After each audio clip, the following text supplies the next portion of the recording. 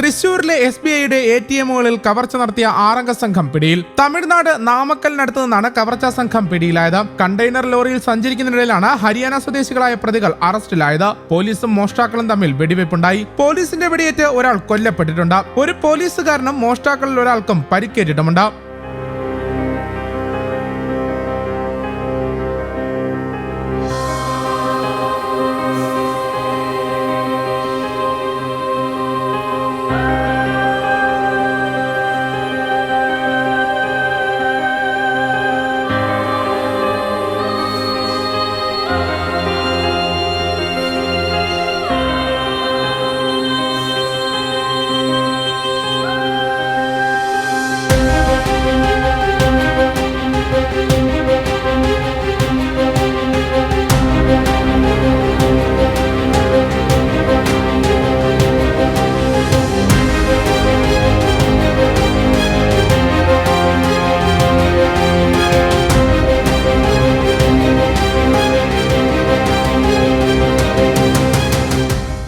News desk Kerala Kaumudi.